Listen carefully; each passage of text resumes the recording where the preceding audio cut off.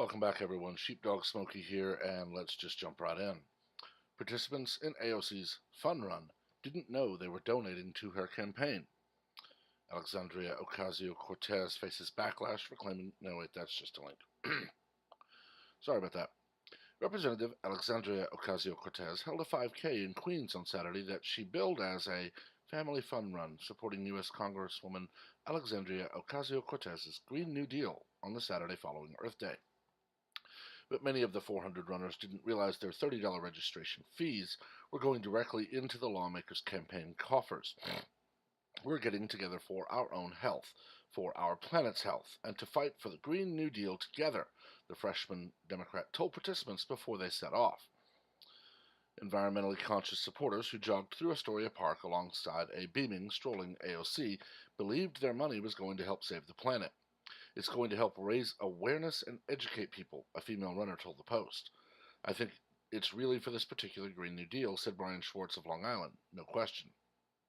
It's to help the environment, to support the Green New Deal, another woman said. It's a good cause.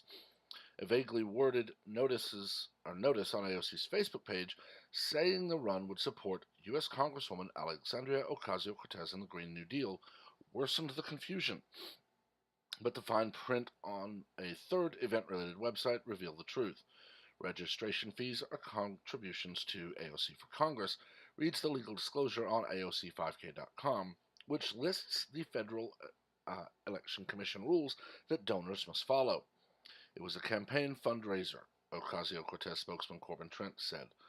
The participants paid more than $11,000 all told. Even kids as young as 3 became unwitting political donors, ponying up $20 fees to join as kids. But by fudging the fact that those fees were actually campaign contributions, AOC may have enticed constituents into inadvertently breaking federal election laws. Parents, for example, cannot contribute their own funds in a child's name. The amount raised is a drop in the bucket for AOC, whose superstar status and combative Twitter feed vaulted her into fundraising stratosphere in the first quarter of this year, when she raised $726,000 through online solicitations. But only 4% of that total came from constituents in her own district.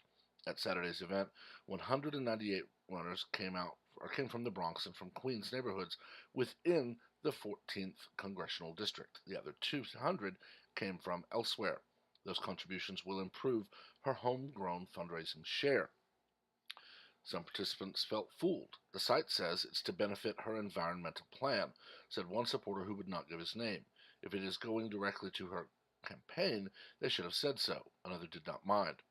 Even if that's so, said a female runner, of her money going directly to a campaign, it's because it's her plan and she is the one we need to push it. Well, here's the thing. It doesn't really matter if you believe that money going to her campaign is the same as going for the Green New Deal. The fact is, she lied. She put the rules way down so that you wouldn't find them until after you registered. The FEC very clearly states you cannot donate in your child's name. You cannot donate in someone else's name. You donate in your name. So by doing this, she made people unwittingly break the law. And of course, if the FEC decides to take any action, she will of course claim, I did everything I could, and if they didn't read, they didn't read. And parents will be in trouble with the FEC over a $20, maybe even up to $60 donation for 3 kids. Because AOC did not make it very clear that this is a campaign contribution. I don't really care what you think about her if you support giving money to her campaign so that she can fight for the Green New Deal. The long and short of it is, she broke FEC rules, or she enticed others to, with this little stunt. AOC, unfortunately, is a 29-year-old bartender with no real-world experience other than that, a useless degree from a college that told her socialism is the solution to the world's problems, and zero knowledge of how Congress works. She now rolls in, gets a luxury apartment, live streams on Instagram with wine in her hand while trying to assemble expensive furniture, while telling us we need to give up everything under the sun to save the planet.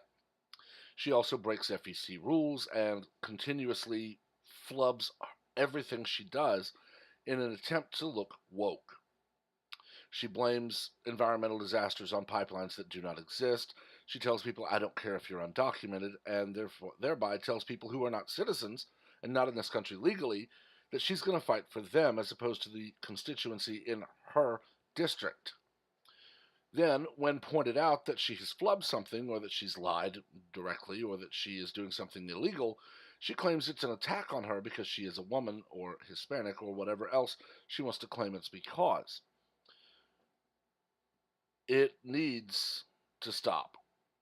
Honestly, if someone took the time to educate her about congressional proceedings, rules, FEC rules, and so on, and she would follow those rules and abide by congressional rules and traditions, the news would probably lose track of her. But the problem is, she's 29 years old, and she likes the attention she's getting. She is being made into the face of the DNC and loves it. Because with every news appearance, with every interview, with every photo op, she gains more and more fame.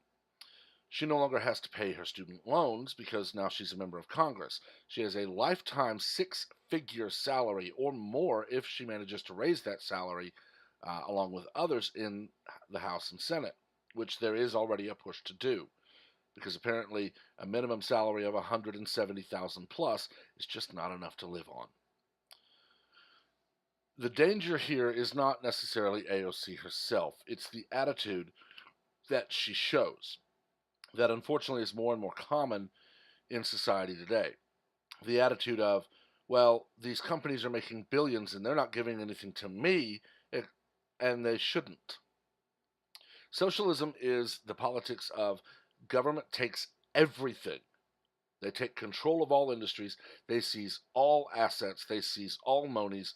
They seize it all. And then government tells you what you are worth, what you may have back of the fruits of your labor. We have Congressman Robert Francis O'Rourke telling farmers they need to tithe their crops.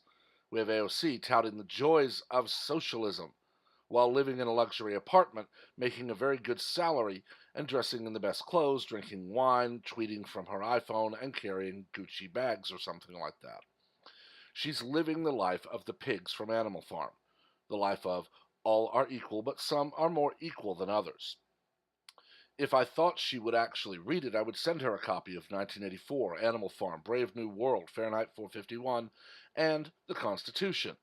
But unfortunately, I believe she would take that as some sort of attack on her and would either destroy them or would just send them back, or worse yet, would try to actually have me prosecuted or subpoenaed for some reason for sending her literature that should have been read in high school in most cases, or before, some of it, perhaps Brave New World in college, that would have showed her that socialism and Orwellian control are not to be desired, not to be praised. Unfortunately, we have an entire class of Democrats that now think Orwell was writing a how-to book, and they're using Miss Cortez, or Miss Ocasio-Cortez, my apologies, to advance that goal. Yes, some of them are railing against her for her loud and in-your-face tactics, but they know that she is spreading the message they want spread. The message of give me more, give me more, give me more, and I will decide what to do with it, which all of them want to happen. We're facing a turning point, honestly. It has now been 243 years almost since the end of the Revolutionary War. Most forms of democratic government, ours being a representative republic, is still a form of that, don't last this long or much longer. You'll notice Britain did not last as a monarchy very long at all. They have been a constitutional monarchy for a long time now. And now the MPs and the House of Lords have decided that they are in full control and the peons need to obey them. It is only going to get worse. Unfortunately for the tyrants that want to control the U.S., there's one thing that they haven't thought of. Us being the youngest country on Earth, not necessarily the youngest independent country, but being the youngest country as far as formation, we still remember the rules and subjugation under King George. And unfortunately, the vast majority of the country is not going to take kindly to someone like Ocasio-Cortez telling them, you must give me all of your income as taxes, and I will give you back what you deserve. And the country itself will splinter. And yes, the Congress people will rant and rail at the blatant treason, but they will be toothless in the face of it. And I don't wish for that day, but I see it coming. The more we allow this, a freshman congresswoman from the 14th District of New York, to lie to her constituents, which in many cases causes them to break FEC rules, the more we normalize politicians as overlords as opposed to servants of the public. But I've talked about this long enough. Let me know what you think in the comments. Keep the comments civil. As always, we do not learn from argument, we learn from debate. Also, make sure to please like, comment, and share this video, and to also subscribe and activate notifications so that you are among the first to know of new content as it is posted. Until next time, everyone, have a wonderful day.